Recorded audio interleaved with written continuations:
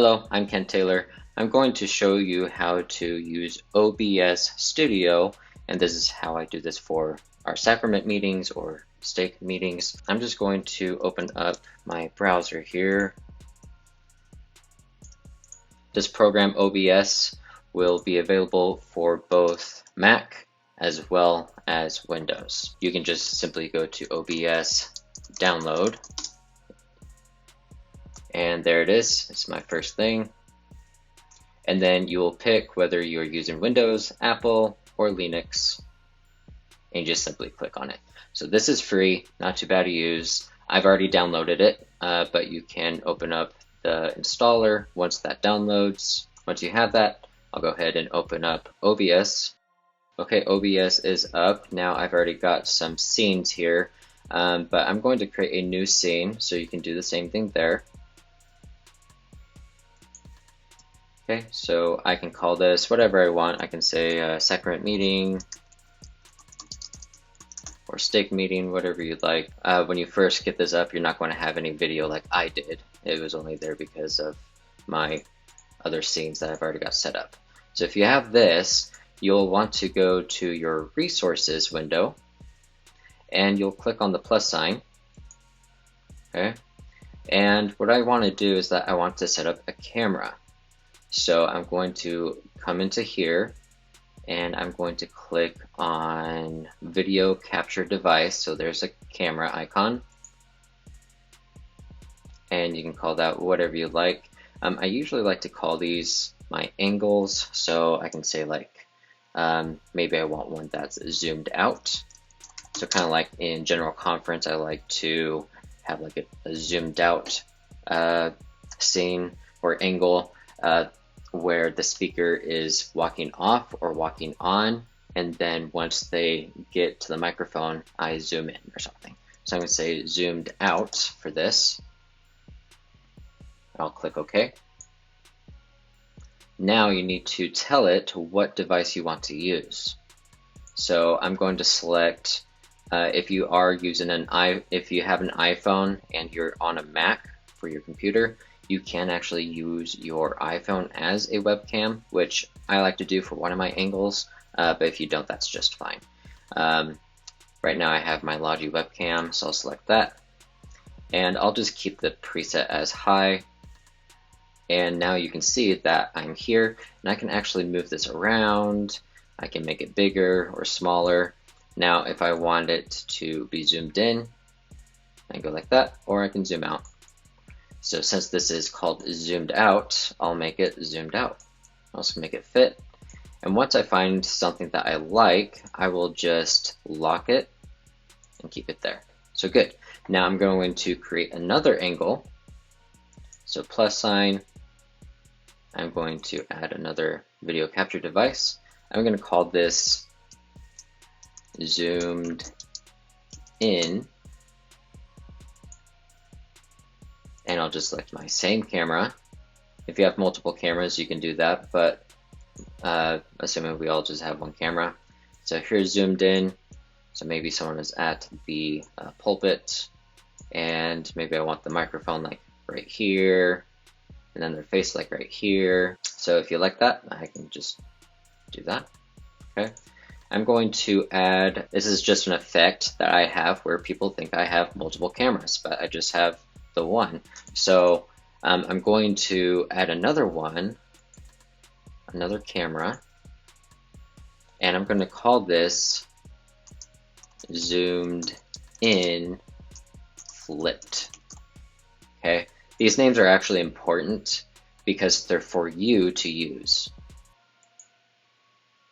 So I'm going to select my device, that same camera. Now what I'm going to do, I'm just going to take this and drag it all the way down and across, and now it's flipped. Okay. So there we are, and I did call this zoomed in flipped. So I'll zoom it in. I'll have maybe the camera right here, or the microphone right here. And what's cool is that you can actually flip these, whichever one you want on top. It will prioritize. Okay, But you can also, so this is my zoomed in right now. That's what this one is because it's on top. If I want, I can simply click on this eye, okay, and it'll go to my zoomed out, and it looks like I can see a little bit, so I'm gonna make this just a little bit bigger so that I can't see the feet behind, okay. And now if I want to go to zoomed in flipped, I can click this. So it's now hiding my zoomed out and my zoomed in, and now it's showing me this. So if I just want to go to a different scene, I can just click on the eye. Remember, it's got to be on top of the other. So if I want it zoomed out, I can't just click this. You see that nothing happened, right? Because the thing on top of it is being prioritized and the eye is on. So if I want to use this, I need to close this eye right here. What's nice too that I like to have, you don't have to do this, but I like to have some transitions.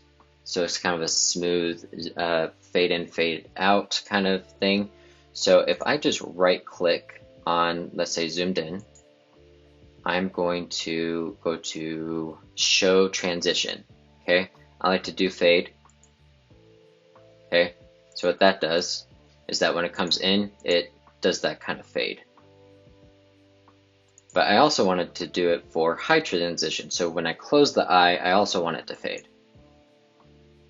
Okay, I'm going to do that for all of these real quick. So show transition, fade, and then high transition, fade.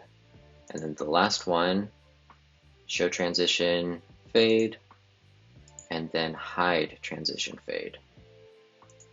So now when I go to change scenes, it has this nice little zoomed in, zoomed out, or sorry, fade in, fade out transition, which people seem to like. You can actually change the speed of the transition if you wanted to. So whenever I over here, it says scene transition. So here's fade. I can set this to go even faster, or this is how long in milliseconds it will take. So that should be a little quicker, if you can see that. And I feel like that 100 milliseconds is pretty good. Now let's say that you wanted to add maybe the person's name. Now there's usually 3 speakers in a sacrament meeting. And so what I'll do is I'm going to add some text. So here we go, it says text right here. If I click on the arrow, or sorry, the plus sign, and go to text. Of course, I don't know who's speaking, right? So all I'm going to do is call the speaker 1. So whoever's the speaker, I'm going to have that. Name already taken in use. That's because of my sacrament meeting I've already set up. I'll just call the speaker 1. I'll spell it out. Okay, and then a window will pop up and you can pick your text. So whoever the person's name is, I can just put in here. So maybe it's President Doll or something, okay? And you can pick a font. You can select whatever you want, but the important thing is that you pick something that is going to be obvious on the screen. So for example, if I click on OK, okay, there it is. And remember, I'm not going to be able to see this if it's on the bottom of everything, okay? So what I do is that I always keep my text ones on top. So it's always there, and all my cameras will be below any text that I have. So this might be good, or if there's a lot of white, so maybe the person is wearing white, then maybe this white text might not be good. So what I did is I picked something a little bit more. Let me see what I did. So I did this. Let's see.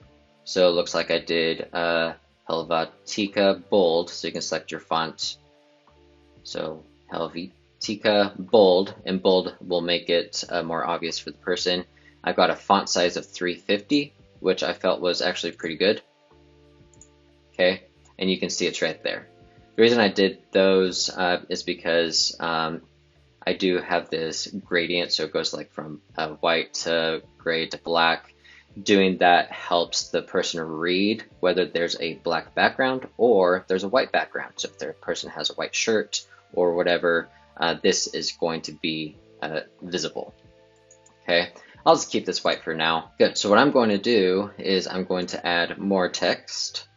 So I'll call this speaker 2. And I'll just say Brother Taylor. And again, I will put these in order. And then remember text on top and all the cameras on bottom. As you can see, there's my name there. I'll just kind of try to make this the same size. That looks pretty good. And I'll put it in the same place. But I'm going to block these so I don't accidentally move them. But now, if I get up to speak, there's Brother Taylor, okay, and I can change my camera views, and Brother Taylor is still there, just like that. So pretty cool. So now if another person gets up to speak, so I do this kind of like general conference. If someone is just arriving to the pulpit, I'll have no text. I'll have it on zoomed out, so you can see them walking to the pulpit. And then once they get up, I'll probably zoom in on a flit, and then I will put on the speaker's name. So I'll have it there for maybe like 10 seconds. Now you don't have to do this, but people really seem to love it. If you happen to know the rhythm of their talk, if you know that there's like 3 speakers or 4 speakers or 5 speakers, usually like 5 speakers, they might only take like 5 or 10 minutes. So what I'll do is that I'll assume maybe around 10-minute talks or 15-minute talks. So around 5 or 7 minutes, so after I take that away, I will bring their name back up after 5 or 7 minutes, because that should be around the middle. And then, of course, once someone is bearing their testimony at the end of the talk, you know it's the end of the talk. Just like in general conference, once they start bearing their testimony, I bring their name. Now, I also like the transition on here. Just like in general conference, this usually fades in. So I'm going to do that same show transition fade and hide transition fade. So I'll do that for all my text there. And it's really, really nice. Nice effect, feels professional, but it's really simple. Okay, so now you can see that it fades out. When it fades in, fades out. Same with Brother Taylor. And it feels more professional. Maybe I want those a little bit longer. You can adjust it here. So I'll usually have speaker 1, speaker 2, and speaker 3 is what I usually do. Now, if it's a state conference, obviously there might be more speakers. If that's the case, you can just duplicate these. You can right click and copy, and then you can paste. Or you can just do the normal way and add more. Or what I do is that I just keep my 3 speakers. Now what I'm going to do is that I'm going to bring up a Zoom meeting, and I'm going to show you how to get this to work. Okay, so I'm going to bring up Zoom. So you can just sign on to your meeting just as normal. When you're in your Zoom meeting, when you go to start video, we're actually going to choose not your camera, so that's just your normal camera. Okay. Instead of choosing your normal camera, you're actually going to choose OBS virtual camera. Okay. Now, right now, it's just this default thing for OBS. So that's just fine. If you do that, that just means that you didn't start your virtual camera. So just because it's here doesn't mean that it is going to be working quite yet. So what we need to do is that I need to start virtual camera here. That's fine. Okay, so I started my virtual camera, and if you look over here, now you can see I'm now on the Zoom. Okay, let me fix these sizes real quick. Sorry, so this is zoomed in. What is really, really cool about OBS is that you can actually take this resources. I'm going to click and drag. I'm going to drag it outside of this. Now I'm going to take OBS and just kind of get it kind of out of the way. But if I click off of OBS, my menu won't show up, so I'm just going to click on it so it does show up. But now I can see Zoom, and then I can use everything here. my video feed is not quite right. And I think it's because I set my virtual camera to my testing scene. So if you do have multiple scenes, what I'll do is that I will just come here and I'll say what I want to output. So I want to output sacrament meeting. So I'm going to come here and go to sacrament meeting, and there we go. There we go. So now it is showing up correctly. Good. When I'm on here, I can actually see my OBS controls.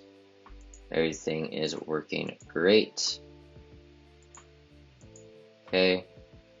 So if Brother Taylor is coming up to speak, I'll come up, zoomed out, and then once I start talking, I'll zoom in,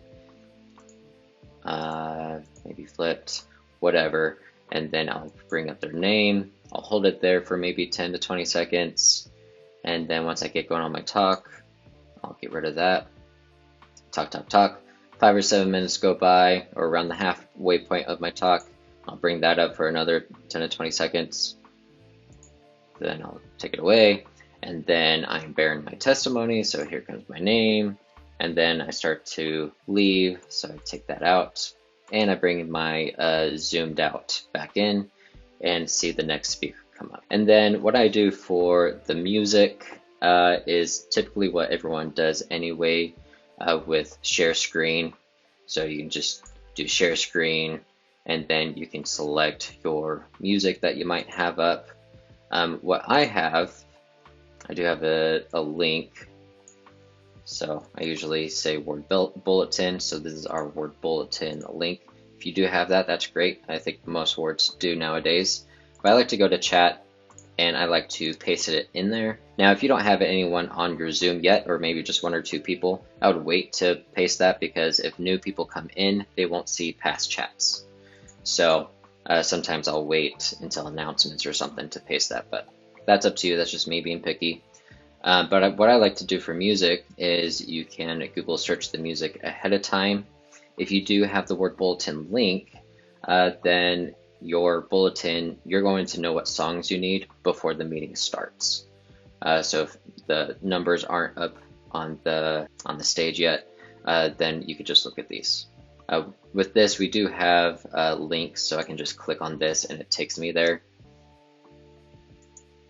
And I can just make new tabs.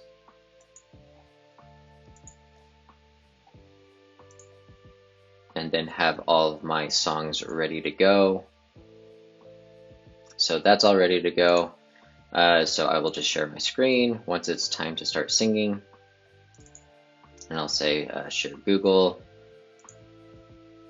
And you can zoom in if you like, or I like to shape this to be a little bit more like that. So that this is as big as possible on people's screens, because if they're using like their phone, this might be hard to see. And I just kind of scroll, or maybe sometimes the song is short like this, so I can maybe just pause, maybe just go right here, then I don't have to scroll the whole time. Now I can stop the share. Oh, sorry, I got my controls over here. So stop share. So what I like to do when people are partaking of the sacrament, of course we want to pause the meeting for the sacred ordinance. So I'm going to add another source, okay? And I'm going to do an image. Okay, I'll just call it image, that's fine. And I'm going to select a file. Now I just created this file. You can easily make a Word document or a Pages document. But let me show you what I have. I think I called it Sacrament Progress or something. Sacrament Progress PNG, there it is. So that's what it looks like.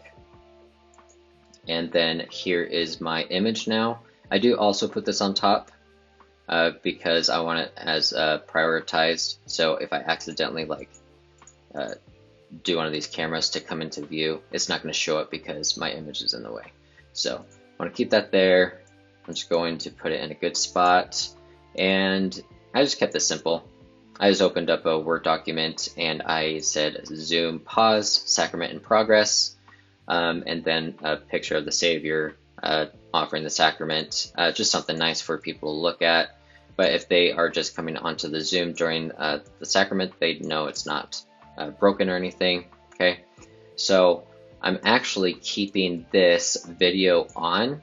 I know you probably turn your video just off completely, but I just keep it on because, well, this is my image powered by OBS. Okay, and then I will just turn off my volume, so that is on mute. And then once that is done, I'll usually have zoomed out ready to go, and then that has that. And maybe I'll have a transition for this as well, for the fade, which has been really nice. High transition fade, okay?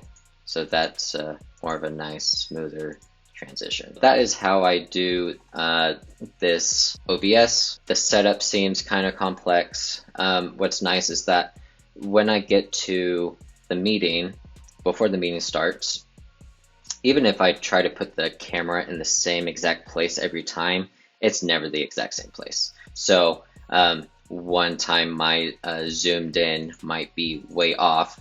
Okay, so maybe the person is actually like over here now, right?